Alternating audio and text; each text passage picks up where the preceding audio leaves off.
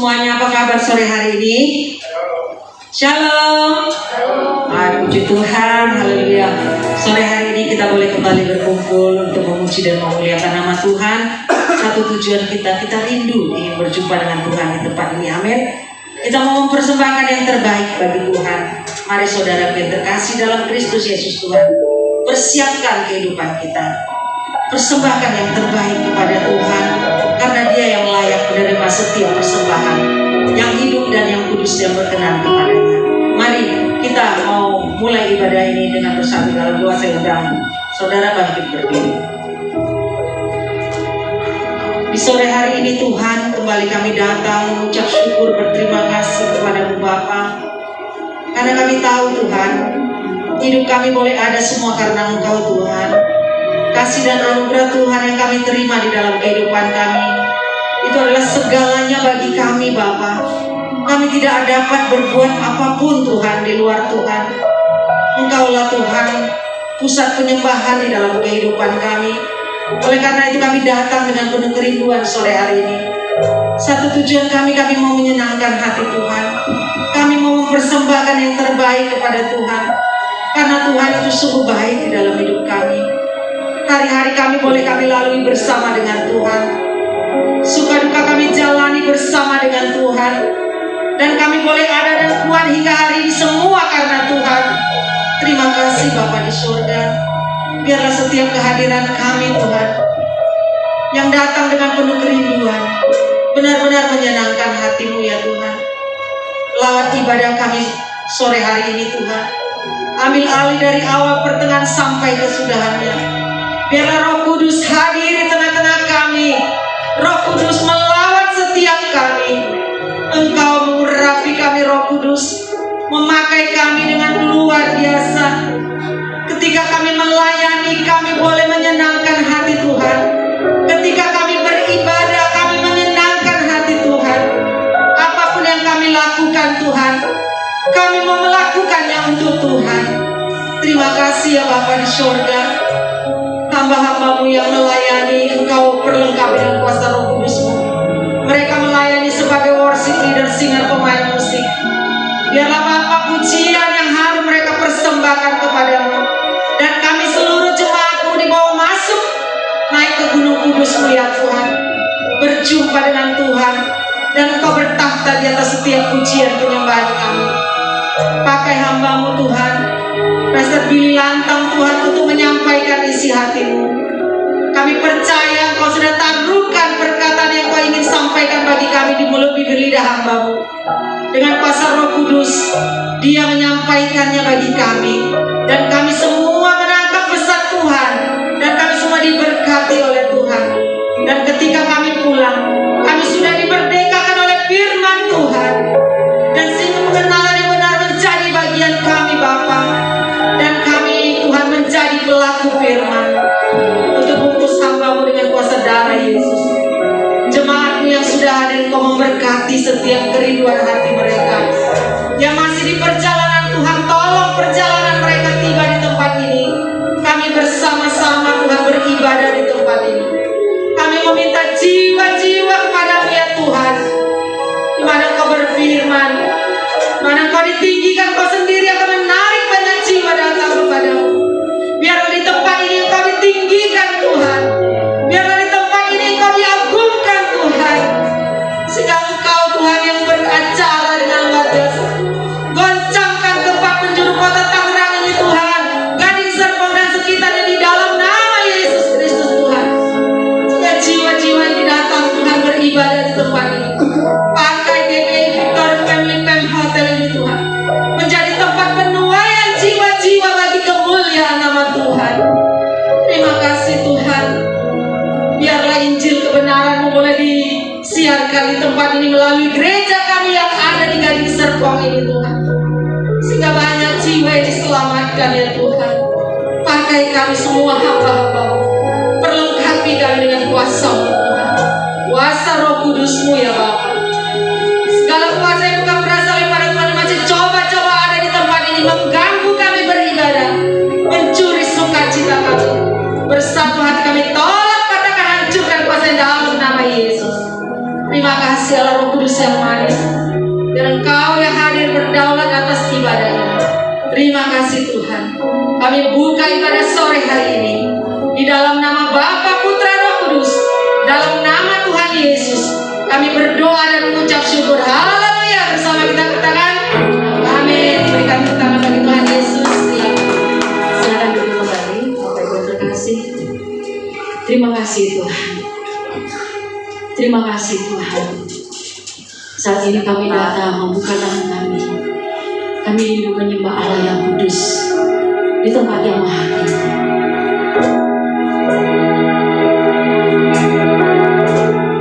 Kami berikan segala hormat, segala kemuliaan,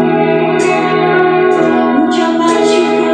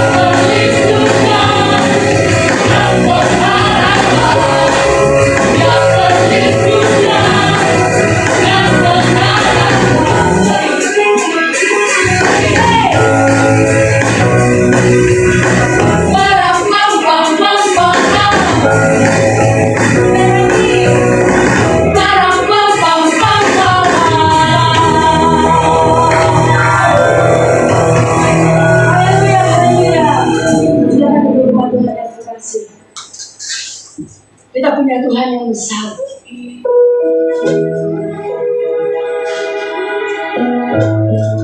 Biar sore ini iman kita dibangun di atas dasar iman yang teguh, di atas kebenaran. Karena kita punya Tuhan yang luar biasa. Tidak ada perkara yang sukar di hadapan. Tidak ada perkara yang sulit.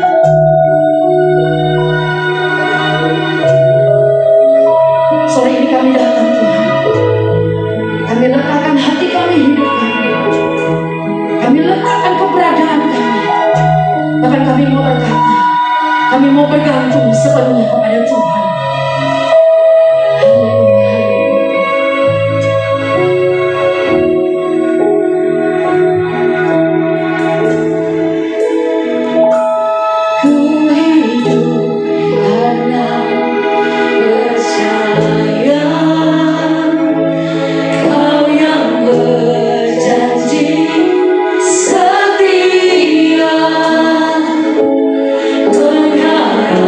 Pengharapanku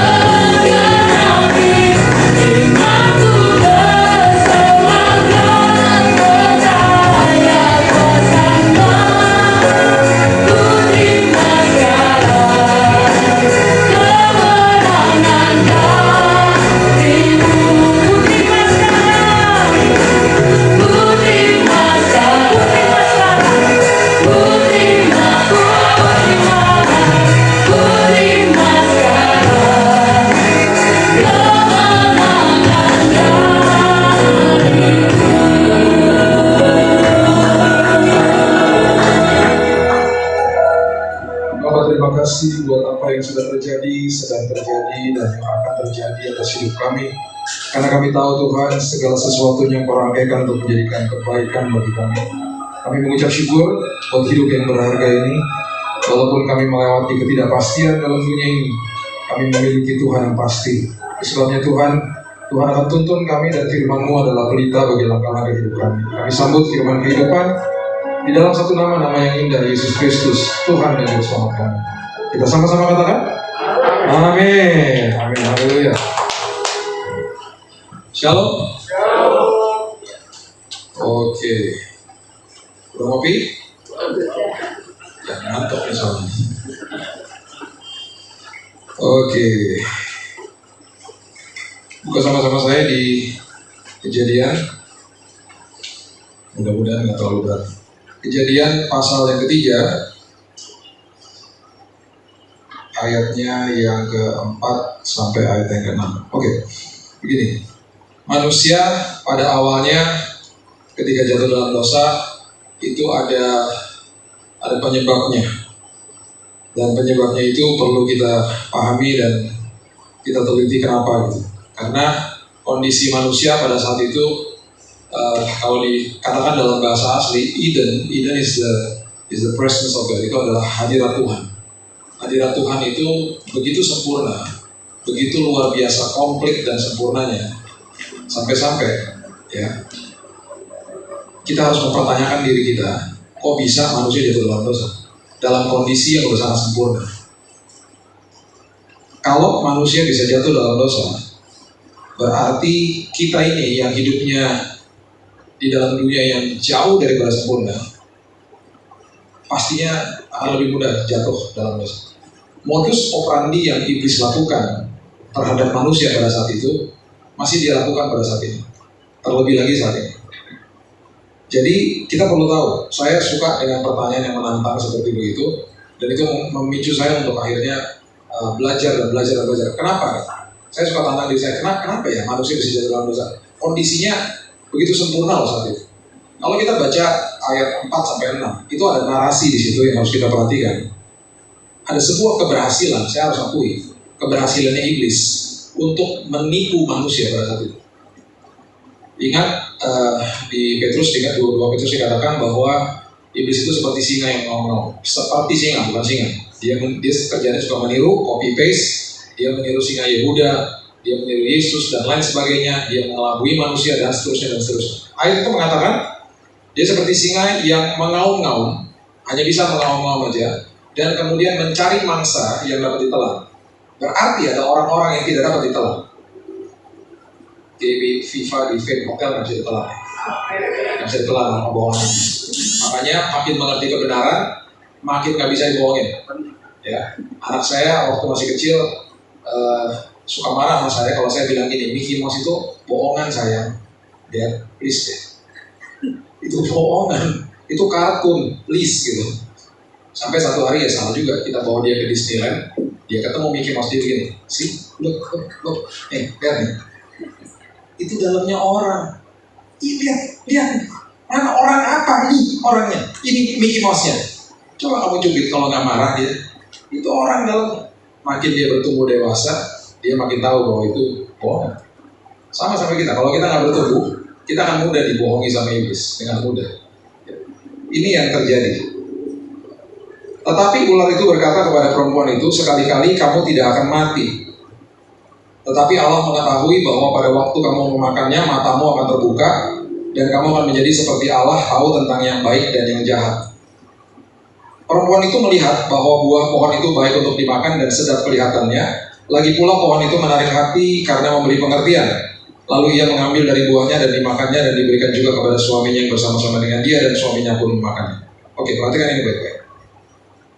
Iblis punya celah, dia akhirnya menemukan celahnya. Dia datang kepada manusia, dia bilang gini, kamu kalau makan buah ini, kamu gak akan mati. Udah tenang dulu gitu. Karena apa? Tuhan bilang di awal, kalau kamu makan buah itu, you will surely die, bahasa Inggrisnya. Kamu akan pasti mati. Ini sebenarnya khotbah yang lain lagi, cuma saya mau cantumkan ini supaya Bapak Ibu ngerti. Kematian dari awal sudah ada, dan kematian itu diciptakan. Ada kematian diciptakan. Kematian itu posisinya, statusnya mati. Bahasa Inggrisnya gini, death was created death. Kematian itu ada, tapi posisinya mati. Dengan kata lain, manusia berkuasa atas kematian. Tuhan mengatakan begini, kalau kamu makan, you will surely die. Dengan kata lain, kamu akan mengaktifkan kematian. Kalau kamu makan, kematian itu akan menguasai hidupmu. Jangan dimakan ya.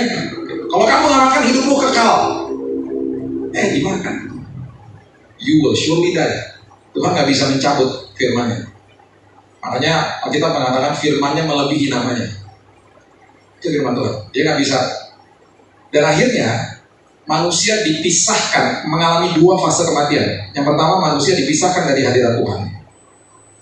Yang kedua, fase kematian kedua, manusia betul-betul mati, roh dipisahkan dari tubuh. Manusia masih hidup ratusan tahun, setelah itu dia mati. Waktu Yesus menebus manusia, nanti kita dalami kalau kita ketemu lagi ya, pas lagi Paskah saya kupas deh. Yesus waktu mengorbankan hidupnya, dia mengalami dua fase kematian. Yang pertama, dia dipisahkan dari hadirat Bapa. Yang kedua, dia mati secara fisik. Waktu dia dipisahkan dari hadirat Bapa, dia berseru dan dia seolah-olah seperti menangis dan dia katakan, why have you forsaken me? Kenapa kau tinggalkan aku? Itu titik di mana dia merasa paling ditinggal sama Bapaknya. Fase kematian dipisahkan dari hadirat Bapaknya, itu fase kematian yang paling mengerikan bagi dia. Bukan kematian secara fisik. Bukan. Alkitab nggak pernah mencatat dia mengeluh soal itu. Kenapa? Karena di dalam hadirat Tuhan itu perkara besar luar biasa terjadi. Hadirat dan kehadiran itu beda. Saya bisa hadir di dalam sebuah pesta perkawinan. Dan kemudian saya ketemu sama teman saya besoknya, tiba-tiba kita ngobrol-ngobrol. Lu ada di kawinan kemarin, lu ada? Kok gak ketemu? Sama-sama hadir loh. Tapi gak ketemu karena gak merasakan hadirat. Hadirat itu countenance to countenance. Ketemu tuh hadirat. Makanya banyak orang hadir di dalam gereja, tapi ada yang merasakan hadirat Tuhan, ada yang enggak. Karena ada yang datang ke gereja cuma sekedar ritual aja. Tetapi ada orang-orang yang datang ke gereja walaupun dalam kondisi apapun dia merasakan hadirat Tuhan, karena memang keinginan hatinya mau ketemu Tuhan. Itu hadirat, itu Eden. Jadi ketika dipisahkan dari hadirat Tuhan itu mengerikan sekali sebenarnya. Oke. Iblis beritahu kepada manusia, kamu gak akan mati. Udah gitu dikasih tahu begini, kamu akan menjadi serupa seperti dia, segambar seperti dia. Padahal manusia sudah diciptakan serupa dan segambar, dibohongin lah. Kemudian dikatakan begini, matamu akan terbuka.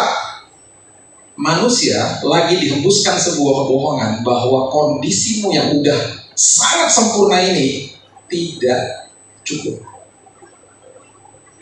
Manusia dihembusi sama kebohongan tidak cukup.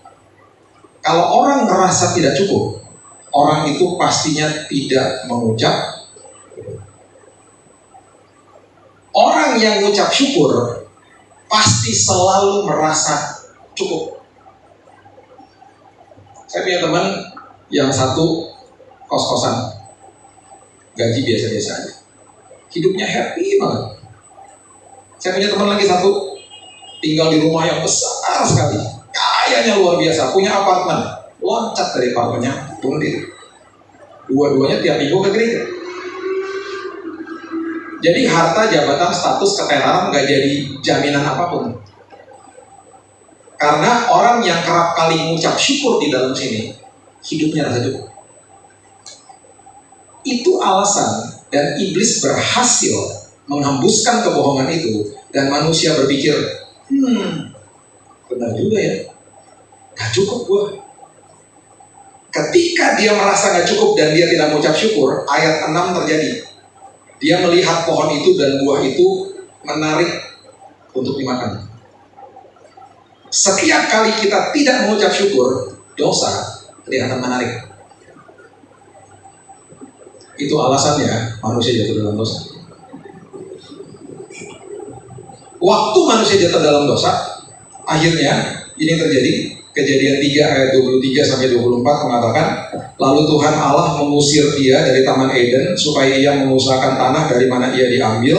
Ia menghalau manusia itu Dan di sebelah timur Taman Eden ditempatkannya beberapa kerub dengan pedang yang bernyala-nyala dan menyambar-nyambar untuk menjaga jalan ke pohon kehidupan.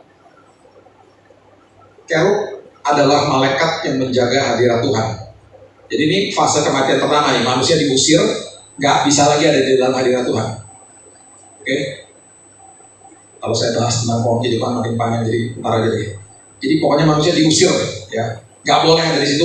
Malaikat kerub penjaga hadirat Tuhan. Gini, saya kalau ngajarin anak-anak saya dulu waktu mereka masih kecil-kecil, saya suka ngomongin begini. Malaikat yang mengepalai departemen penerangan namanya Gabriel. Dia yang suka dikasih pesan dan dia kasih tahu sama orang-orang, itu Gabriel. Malaikat yang memimpin departemen pertahanan namanya Michael. Dia di kitab Daniel ketika anak buahnya lagi turun untuk menjawab doanya Daniel, dihalang sama malaikat Persia yaitu iblis. Dia turun tangan, dia bilang, cepat lu turun ke bawah, gue yang perang bagi lu. Itu Michael. Ada satu lagi yang mengepalai departemen praise and worship, namanya Lucifer. Dipecat toh, posisinya kosong sekarang. Dan Alkitab mengatakan bahwa sekarang aku mencari penyembah-penyembah yang menyembah aku di dalam roh dan kebenaran. Siapa? Saudara dan saya. Kita dinantikan untuk menggantikan posisi dia. Itu sebabnya Lucifer, iblis itu benci banget sama kita. Departemen praise and worship, pengucapan syukur. Jatuhnya di situ, sama kayak manusia. Ada satu lagi yang saya suka kasih tahu sama anak-anak saya, departemen pas pampres, secret service. Itu kerub. Kerub itu adalah malaikat ketika hadirat Tuhan turun, dia ada di situ. Malaikat kerub adalah malaikat yang ada di atas tabut perjanjian. Ketika imam besar masuk ruang maha suci, kalau dia nggak kudus, yang bunuh malaikat kerub. Dia punya badan, ada bara api di tengahnya. Di Yeskiel dikatakan, mukanya bersisi 4. Kalau jalan berderu-deru.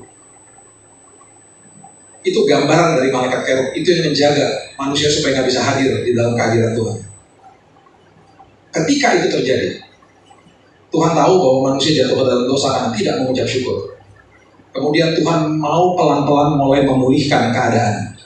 Dia mulai suruh begini kepada manusia. Keluaran pasal yang ke-25 coba lihat. Ayat ke-8.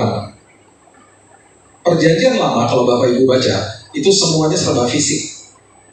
Hadirat Tuhan pertamanya ya bisa dirasakan sama manusia ketika manusia dikasih yang namanya sebuah petunjuk. Manusia harus bangun mesbah. Jadi awalnya di perjanjian lama itu semuanya serba fisik. Dari mesbah kemudian terjadilah tabernakel Musa, kemudian terjadilah kemah Daud, kemudian terjadilah bait Allah 1 dan 2 didirikan sama Salomo dan Herodes.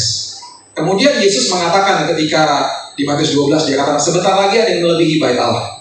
Jadi yang dari semuanya serba sakral itu semuanya adalah gedung, semuanya fisik. Yesus katakan bentar lagi ada yang melebihi bait Allah. Murid-muridnya bingung, melebihi bait Allah ini kan udah besar Tuhan. Dipertajam sama Paulus, tubuhmu adalah bait Allah. Berarti ketika tahun 2020 ketika gedung gereja ditutup, gedungnya ditutup, gerejanya sudah ditutup, karena gerejanya kita.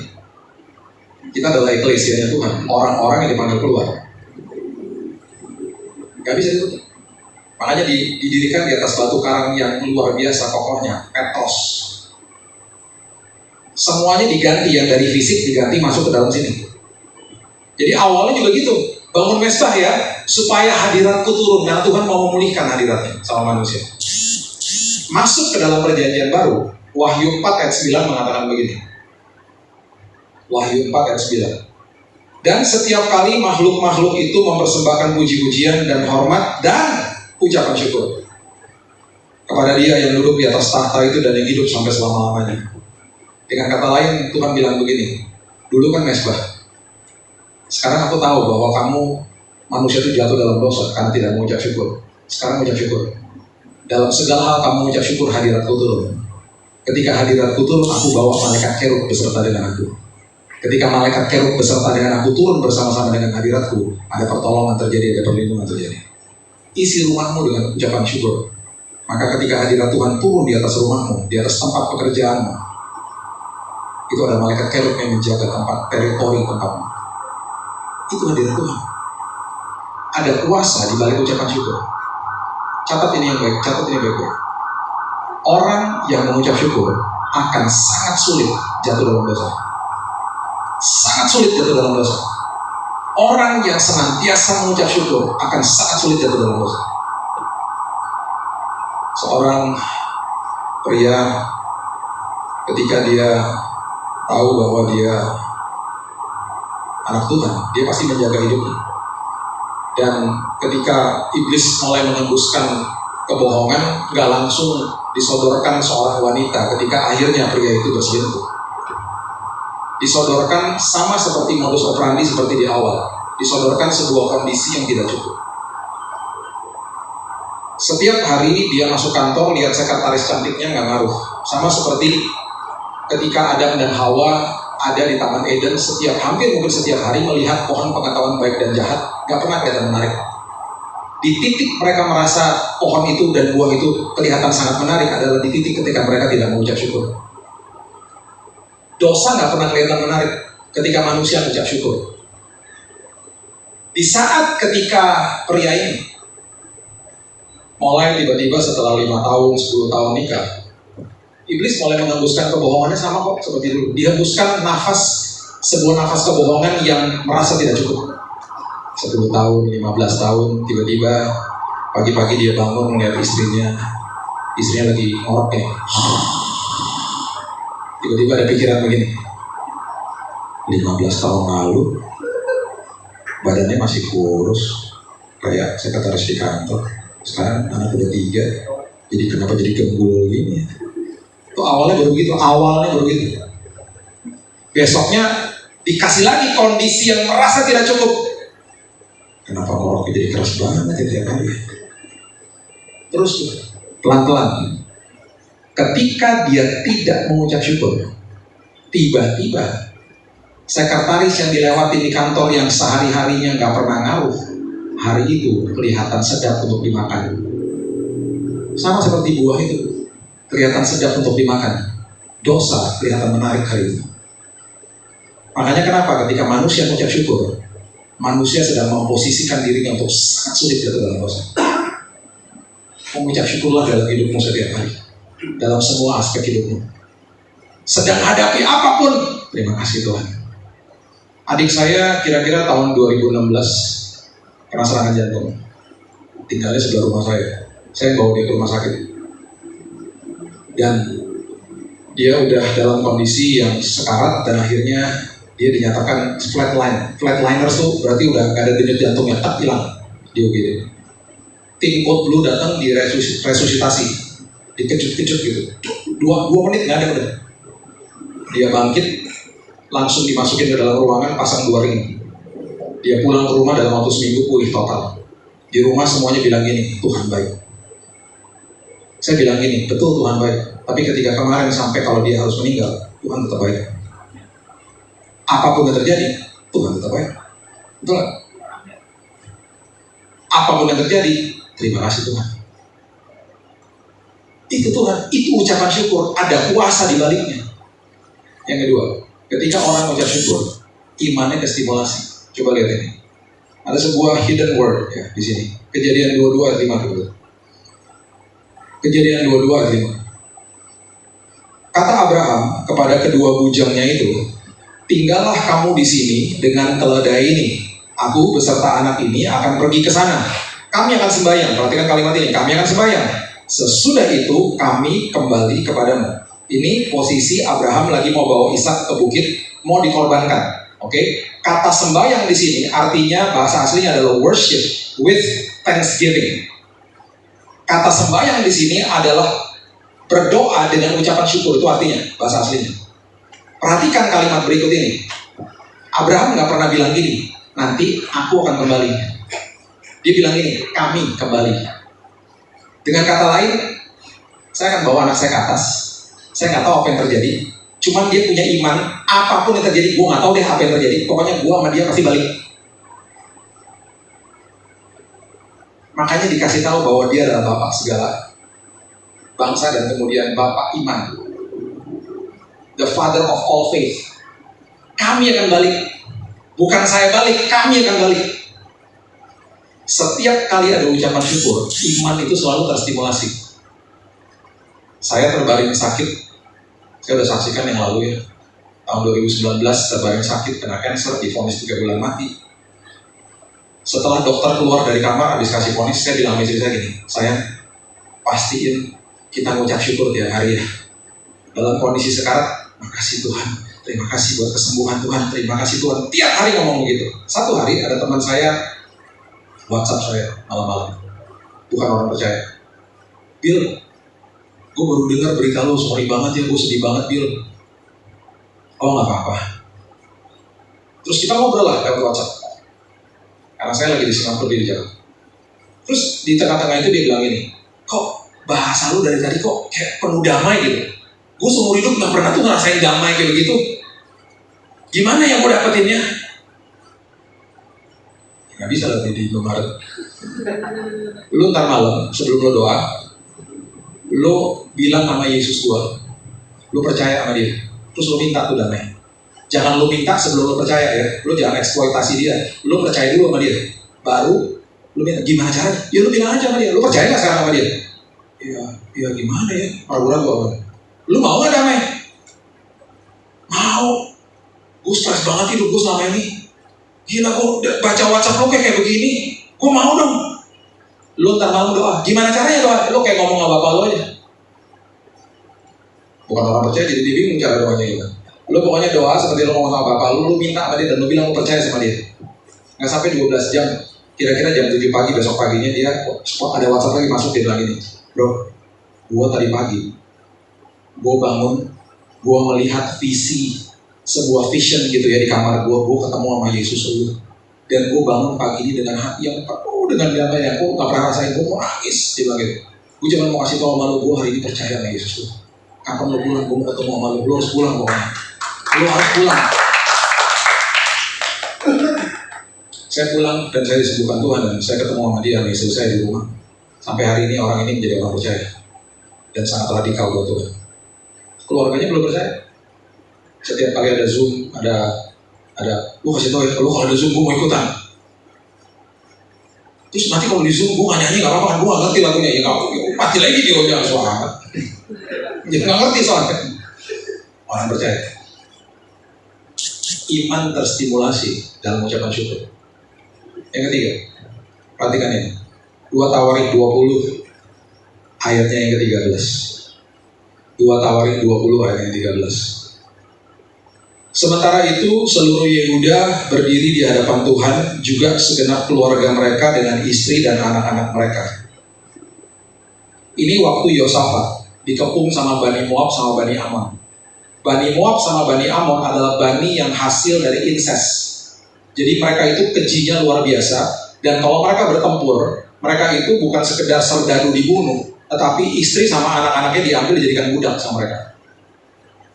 Keji. Makanya seluruh bangsa Yehuda berhadapan dengan Tuhan dan katakan, what should we do? Semuanya minta pertolongan sama Tuhan karena ketakutan. Perhatikan ayat 17. Dalam peperangan ini tidak usah kamu bertempur, hai Yehuda dan Yerusalem. Tinggallah berdiri di tempatmu dan lihatlah bagaimana Tuhan memberikan kemenangan kepadamu. Janganlah kamu takut dan terkejut. Majulah besok menghadapi mereka, Tuhan akan menyertai kamu. Jangan takut, jangan terkejut, maju aja, Tuhan akan menyertai kamu. Ada kemungkinan mereka bertanya begini, bawa senjata Tuhan? No. Panggil teman-teman negara-negara sekutu? No. Terus kita ngapain? Maju dengan ucapan syukur. Karena ketika kamu ucap syukur, hadiratku turun, aku akan bawa malaikat kerub turun bersama-sama denganku. Bergetar gak lututnya? Ya bergetar lah. Suruh berhadapan sama musuh, gak bawa apa-apa. Kamu mau usah berperang, ucap syukur aja. Ayat 18, selalu berlututlah Yosafat dengan mukanya ke tanah. Seluruh Yehuda dan penduduk Yerusalem pun sujud di hadapan Tuhan dan menyembah kepadanya. Kemudian orang Lewi dan Bani Kehat dan Bani Korah bangkit berdiri untuk menyanyikan puji-pujian bagi Tuhan. Bani Lewi adalah tim praise and worship-nya bangsa Israel. Allah Israel dengan suara yang sangat nyaring. Ayat yang ke-21. Setelah ia berunding dengan rakyat, ia mengangkat orang-orang yang akan menyanyi nyanyian untuk Tuhan dan memuji Tuhan dalam pakaian kudus yang semarak. Pada waktu mereka keluar di muka orang-orang bersenjata. Mereka bersenjata, yang ini enggak. Cuman harus maju dengan ucapan syukur. That's it. Sambil berkata, nyanyikanlah nyanyian syukur bagi Tuhan, bahwasan untuk selama-lamanya kasih setianya. Udah itu aja. Bergetar lah ya pasti lututnya ya. Yang terjadi, ini yang terjadi. Sebelum saya terusin, Daud, dia menghargai hadirat Tuhan. Ya tadi kan waktu kita baca di Keluaran, pertama kali manusia bangun mesbah toh. Waktu bangun mesbah, kemudian hadirat Tuhan dilambangkan lewat tabut perjanjian. Ya, tabut perjanjian itu ditaruh di namanya tabernakel Musa. Kemudian ada prosesinya ribet lah kalau baca itu. Di Mama tuh ngejelimet. Kemudian tabut perjanjian dibawa lagi ke kemah Daud. Di kemahnya Daud sempat ngomong gini sama Nabi Nathan, advisernya. Bro, tolong tanya sama Tuhan. Gue nggak rela tuh tabut perjanjian ada di bawahnya kemah gue. Sementara gue tinggal di istana yang dari kayu aras. Coba tanya sama Tuhan, gue mau bangun bait Allah gimana tuh? Boleh kan? Nabi Nathan berdoa, tanya sama Tuhan, balik lagi ngomong gini. Bos, nggak usah. Kata Tuhan nggak usah. Biar anaknya bos aja. Siapa? Salomo. Tapi karena bos udah bilang bos mau buat, inisiatifnya dari bos. Jadi sekarang ada perjanjian kudus dari Tuhan. Isinya apa? Di 1 Samuel dikatakan begini. Kerajaan dan keturunanmu akan aku kokohkan sampai selama-lamanya. Sekali lagi ya, dulu lambang ucapan syukur adalah menghargai hadirat Tuhan pakai fisik dulu. Pakai fisik. Nah, apa yang terjadi? Keturunan-keturunannya Daud banyak yang hidup dalam dosa. Dan selalu Alkitab mencatat begini, termasuk Salomo. Harusnya aku mengoyakkan kerajaanmu, tetapi karena ayahmu Daud, tetapi karena moyangmu Daud, aku luputkan engkau. Karena ada perjanjian kudus. Gara-gara menghargai hadirat Tuhan. Kalau kita tarik ke di zaman sekarang ini, dulu kan fisik, bait Allahnya. Sekarang tubuh kita ini adalah bait Allah. Bayangkan kalau kita mengucap syukur, perjanjian kudusnya Daud itu terjadi juga sama kita. Isinya keluarga, keturunanmu, kerajaanmu akan aku kokohkan sampai lama-lamanya. 300 tahun Daudnya udah mati, udah gak ada Daudnya. Kita kalau baca di 2 raja-raja ada namanya Raja Hizkia. Raja Hizkia dikepung sama bangsa Asyur. 185.000 tentara Asyur ngepung Raja Hizkia. Alkitab mencatat dengan jelas, malaikat Tuhan keluar pada malam hari. Saya percaya itu malaikat Herod. Dia keluar pada malam hari, 185.000 tentara Asyur mati dibunuh. Daudnya udah gak ada. 300 tahun lalu dia udah mati. Kemudian Alkitab mencatat begini, aku melakukan ini for my name's sake, untuk namaku, kemuliaan namaku, dan untuk karena moyangmu Daud. Keturunan Daud sampai hari ini adalah bangsa Israel. Kami ada trip lagi berangkat bulan Juni. Kalau Bapak Ibu pernah ke sana, sekarang ada tour yang perginya ke Tel Aviv. Kita nanti akan ke Tel Aviv dulu, bukan ke Holy Sites. Di Tel Aviv yang terjadi adalah bukan tour biasa. Akan diajak tour ke tempat-tempat dan pabrik-pabrik dan kantor-kantor yang tadinya kita nggak tahu bahwa mereka yang ciptakan. Prosesor di dalam handphone kita, itu yang ciptakan mereka. Mereka nggak pernah buat telepon.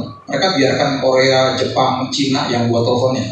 Semua yang buat telepon, prosesornya dari mereka. Trademarknya dari mereka. Royalty-nya buat mereka. Makanya kayaknya luar biasa. Yang mengatur sistem perbankan di dunia mereka. Ada toolnya tuh di situ. Yang mengatur sistem keuangan di dunia mereka. Perusahaan Given Image ada di Tel Aviv. Itu perusahaan pertama yang mengeluarkan, menciptakan yang namanya kamera terkecil di dunia bisa masuk dalam tubuh manusia. Dunia medis pun mereka yang kuasai. Dulu waktu saya masih sekolah di Amerika, ada teman-teman dari US Marines yang udah biasa datang ke sana. Saya tanya gini, ngapain ke sana? Kita konsultasi sama mereka, karena dunia pertahanan pun mereka yang ahli, bukan gitu. Di situ baru saya tahu. Dan kalau kita perhatikan, nggak sampai 5% yang percaya sama Yesus. Bangsa Yahudi yang masih kebanyakan ya bangsa Yahudi lah, percayanya sama agama Yahudi. Nggak sampai 5% percaya Yesus. Tetapi bangsa itu sampai hari ini bukan sekedar dijaga, dilindungi Tuhan. Perang Yom Kippur mereka menang dan lain sebagainya. Bukan sekedar itu aja. Mereka menjadi orang-orang atau bangsa yang sebenarnya menguasai dunia. Karena ada perjanjian dengan Daud. Gara-gara apa? Daud mau preserve the presence of God. Dia mau menjaga hadirat Tuhan. Saya ajak kita semuanya untuk kita mengerti bahwa di balik ucapan syukur itu ada kuasa yang luar biasa.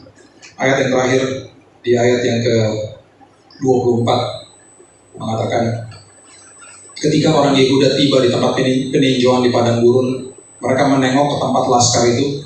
Tampaklah semua telah menjadi bangkai berhantaran di tanah, tidak ada yang terluput.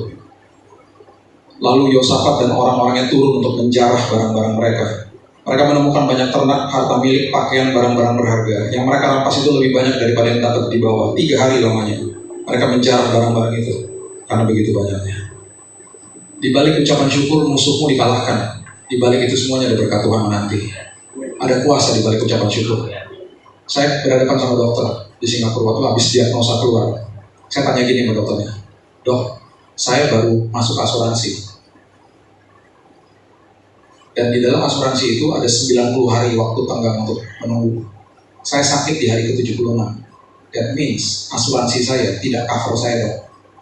Saya cuma mau tahu aja kalau biaya pengobatan di Singapura DP-nya berapa?" Dia kasih tahu angkanya sama saya. Terus dia bilang gini, saya minta izin, "Dok, saya harus pulang karena saya bawa anak saya nih." "Pak, Bapak mau pulang terserah. Bapak mau perawatan di Indonesia atau di Singapura terserah. 5 hari loh Pak, jangan lebih dari 5 hari. Bapak kondisi udah makin hancur, makin drop. 5 hari loh Pak." Saya bilang gini, "Saya pulang dulu, Dok." Saya waktu pulang, saya sama istri saya bilang gini, "Sayang, jangan kasih tahu siapa-siapa." Saya paling anti orang. Makanya kalau saya bilang hamba Tuhan, saya baik-baik nih Pak kalau ngomongnya kayak gini. Kalau hamba Tuhan saya galak Pak. Kalau saya hamba Tuhan, saya suka marah sama mereka karena begini. Banyak hamba Tuhan sakit-sakit, masukin sosial media, taruh infus di tangan begitu, fotonya begini. Begitu ditulis isinya, "Tolong doakan saya sedang sakit." Itu masih oke. Di bawahnya dong kode keras. "Kalau jika Anda digerakkan Tuhan, inilah BCA saya.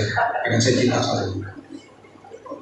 Gak usah minta-minta sama manusia. Kita anak Bapa di surga. Kita punya sumber atas segala sumber. Saya bilang sama istri saya dan saya bilang sama keluarga saya, jangan masukin sosial media. Let's pray. Jangan. Makanya sosial media saya dari tahun 2019 sampai pertengahan gak ada foto saya sakit atau berita, gak ada. Saya gak ngasih siapa-siapa. Setelah saya sembuh baru saya masukin. Saya foto, saya dokumentasi semuanya. Saya masukin setelah itu. Saya bilang sama istri saya dan saya kalau berdoa gak lihat diri dia. Kalau Dedi mau aku berobat di sana, itu dokternya udah sebut angkanya Det ya. Kalau nggak aku di Jakarta aja, mahal Det, aku bilang gitu. Itu saya masih ingat berdoa di dalam taksi lagi on the way ke airport. Dalam hitungan 3 hari, DP yang harusnya untuk bayar di Singapura itu ada di BCA saya. Sekali lagi yang nggak ada orang tahu, ada di BCA saya. Ya saya tahu lah yang transfer siapa, Pak. Saya nggak kasih tahu siapa. Saya bilang istri saya, ini berarti Tuhan mau kita berobat di sana. Tapi ntar sisanya gimana? Tenang aja. Ini kan kita minta sama Tuhan segini, dikasih pasti lagi, nggak lebih nggak kurang. Berarti ini kode dari Tuhan bahwa kita berobat di sana. Sisanya Tuhan akan beresin. Kalau Dia mulai, Dia akan akhiri dengan indah. Kita sampai ke sana, saya mengucap syukur aja. Saya bilang kita mengucap syukur aja. Saya ambil kamar yang paling murah, kamar yang berempat. Saya pengen muntah karena bau makanan. Sebelah saya makan kari, sebelah makan bakmi, pengen muntah rasanya. Kondisi makin drop. Saya bilang, "Dok, kan di sini ada kamar yang cuma sendirian Dok. Jadi kamarnya bukan kamar VIP, tapi kamar sendiri. Lebih mahal dikit dari kamar yang berempat. Bukan VIP, jadi dia nggak ada jendelanya. Tapi sendirian, dia lumayan lah. Daripada rame-rame kan. Habis Pak, karena itu kamar populer. Habis, ya udah. Aku ngomong lagi sama istriku. Mengucap syukur ya, mengucap syukur aja. Terima kasih Tuhan, Kau tahu yang terbaik. Dan nih, udah selesai. Saya udah pengen muntah, saya udah jam 5 sore, jam 6 sore, istri saya ke bawah lagi beli makanan. Saya nggak bisa makan di rumah sakit. Tiba-tiba suster datang jam 6:30 malam. "Pak, dokter udah pulang sih. Cuman dokter tadi udah telepon-teleponan sama rumah sakit. Bapak dikasih kamar nomor 3 di ujung sana." Itu kamar Pak, itu adalah suite VIP. Jadi VIP paling tinggi suite. Nggak mau, saya nggak punya budget buat suite-suitan, nggak mau. Nggak. Saya minta kamar yang sendiri yang cuma di atasnya ini kok. Enggak, dokter atau rumah sakit sudah setuju. Bapak dapat kamar suite di ujung itu, Bapak bayarnya yang kamar yang sendiri itu aja. Rate sih, itu saya mau kalau kayak gitu. Saya kalau nunggu istri saya lama dong. Saya angkat tuh koper, saya geret ke kamar nomor 3 sambil begini-begini jalannya. Suster datang kepada saya, kursi orang nggak mikir-mikir mana kamar nomor 3, buruan. Kenapa saya buru-buru? Karena kalau mereka berubah pikiran kan repot. Saya masuk kamar nomor 3, saya terheran-heran lihat kamar bagusnya minta ampun. Sampai waktu saya buka kamar mandi, saya bilang, Tuhan, saya tidur di sini juga nggak apa-apa. Kamar mandinya karpet, jangan salah, kayak hotel bintang 6. Ada guest roomnya, luar biasa. Memang karena Tuhan mau kirimkan 80 orang ke situ akhirnya. Sekali lagi ya, saya nggak kasih tahu siapa-siapa. Orang tahu sendiri. Ada 80 orang Tuhan kirim ke situ. Sepertiga ini saya nggak kenal dari gereja-gereja lokal. Saya dirawat 2,5 bulan. Billing saya udah emang. Sekali lagi ya, kalau Tuhan mau dia akan akhiri dengan indah toh. Setelah 2,5 bulan, istri saya ke bawah. Tanya sama billing office. Berapa? Deg-degan dong. Pihak rumah sakit bilang ini, udah lunas Bu. Saya bilang, ya, ada beberapa orang. Bahkan Bu, bayarnya kelebihan. Saya pulang ke Indonesia, bukan sekedar saya disembuhkan. Saya bawa uang kelebihan. Sampai-sampai, saya telepon orang-orang yang sedang sakit. Saya bilang sama istri saya, cepet cari teman kita siapapun yang sedang sakit, transfer tuh uang. Itu uang dari Tuhan, kita bantu orang lain. Di hari terakhir, sebelum saya mau ambil pesawat kalau saat itu paling murah Lion Air 600.000. Saya mau ambil pesawat paling murah, baru mau klik di Traveloka, ada WhatsApp masuk, temannya istri saya. Ci, lu mau pulang dari Singapura? Iya, udah beli tiket pesawat ya, ini baru mau beli. Jangan, dia bilang gitu. Kenapa? Kan gua world traveler gitu. Gua kan tiap tahun keliling dunia. Dia masih single. Yang mau pacaran sama dia silakan, dia masih single. Kerjanya keliling dunia. Kan gue keliling dunia tiap tahun. Gue punya frequent flyer, gue punya poin banyak banget. 2 bulan lagi habis. Sayang dong. Gue kasih aja buat transfer buat lo. Kita disuruh tunggu. Kira-kira setengah jam ada tiket masuk business class pulangnya. Dari yang Lion Air naik business class SQ. Bukan sekedar saya disembuhin, bukan sekedar saya pulang bawa uang kelebihan sampai bisa berkati orang. Jadi kasih business class. Saya menangis karena saya baca Yosaf. Ketika saya baca Yosaf, bukan sekedar musuhmu dikalahkan. Di balik itu semuanya ada berkat Tuhan menanti. Majulah dengan ucapan syukur. Hidupmu akan betul-betul dikuasai sama firman Tuhan. Dan apapun yang Bapak Ibu hadapi di tahun ini, selalu bilang, terima kasih Tuhan.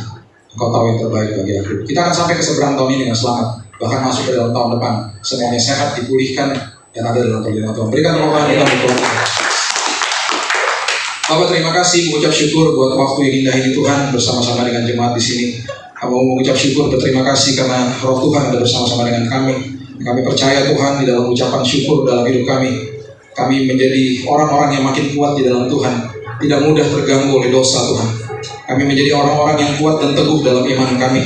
Dan kami tahu bahwa apapun yang ada di depan kami Tuhan, masalah apapun Tuhan, ketika Engkau datang dan hadirat-Mu turun, masalah apapun, penyakit apapun, Engkau akan halau Tuhan. Dan itu yang kami percaya. Kami senantiasa akan maju dengan ucapan syukur. Kami gak mau bersungut-sungut. Kami tidak mau mempertanyakan Tuhan. Karena apapun yang Kau buat, itu selalu baik adanya. Kami mungkin gak ngerti, tapi kami akan selalu mengatakan terima kasih Tuhan. Engkau tahu yang terbaik. Kami percaya ketika kami melihat hasilnya, akhir daripada itu semuanya, kami akan terheran-heran karena melihat tangan pengasihan Tuhan dan begitu besar atas hidup kami. Berkati jemaat-Mu di tempat ini, dan banyak kesaksian akan keluar dari hidup mereka. Kami stop sampai di sini ya Tuhan, tetapi firman-Mu terus berkumandang di hati kami. Di dalam satu nama Yesus Kristus Tuhan dan Juru Selamat kami sudah berdoa dan sudah menerima firman kebenaran. Kita sama-sama katakan amin. Tuhan berkati.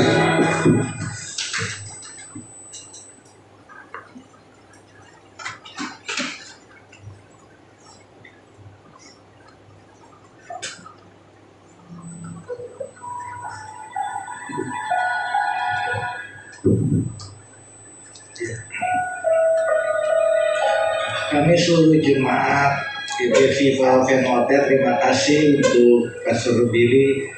Kiranya Tuhan memberkati pelayanan Pastor Billy Lantang. Pakai Tuhan luar biasa mengangkat jiwa-jiwa bagi kerajaan Tuhan. Dan kita saatnya kita mau memberikan persembahan. Kita mau satu dalam doa. Bapa di surga, terima kasih untuk sore hari ini. Di season yang terakhir kami sudah beribadah kepada Tuhan, memuji menyembah-Mu, bahkan mendengarkan firman-Mu yang dahsyat. Terima kasih Bapa untuk ibadah pada sore hari ini. Berkati hamba-Mu Pastor Billy Tuhan, pakai kehidupannya luar biasa dan selalu diberkati Tuhan, menangkan jiwa bagi kerajaan Tuhan di muka bumi ini dan memuliakan nama-Mu lewat pelayanannya. Terima kasih Bapa di surga. Kita angkat kantong persembahan kita, amplop persembahan kita di hadapan Tuhan. Ini persembahan umat-Mu Tuhan, ini persembahan hamba-hamba-Mu Bapa. Terimalah persembahan kami Bapa.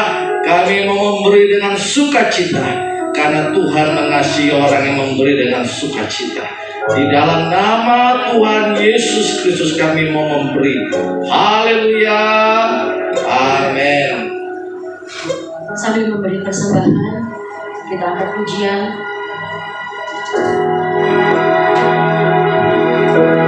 Kau Allah yang besar, Kau Allah yang besar, ajaib dan mulia. Kau Yesus yang selalu mempertemukan segala pujian bagi-Mu ya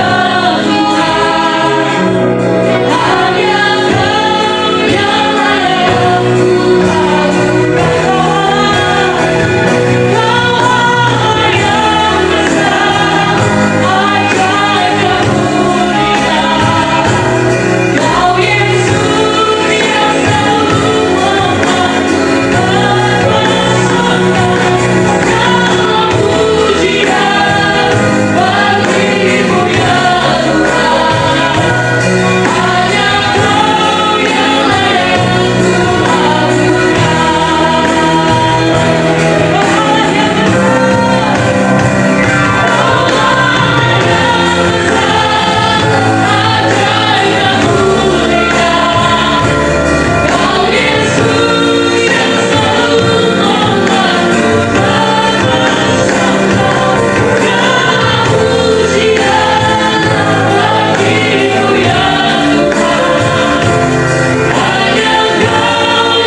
layak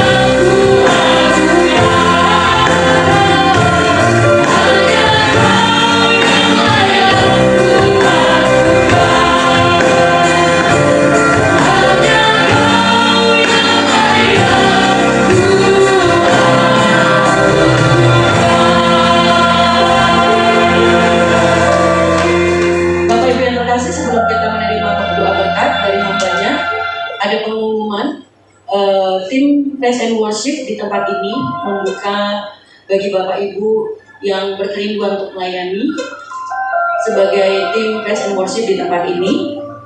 Kemudian ada syarat-syaratnya dan ketentuannya. Untuk keterangan lebih lanjut nanti dapat menghubungi pengerja yang ada di tempat ini. Yang pertama, sudah lahir baru dan bakti salam, lalu berkomitmen untuk melayani, memiliki kemampuan yang baik dalam bermusik dan bernyanyi, pengalaman bermusik atau bernyanyi lebih daripada 5 tahun, dapat bekerja sama dalam tim, berdomisili di Tangerang Selatan dan Jakarta Barat atau Jakarta Barat, berpenampilan menarik, usia maksimal 40 tahun. Jadi jika ada Bapak Ibu yang berkerinduan dan diberkati oleh Tuhan untuk bergabung dengan Praise and Worship, kami menerima dengan pemberkatan hormat dan sukacita. Silakan Pastor Billy.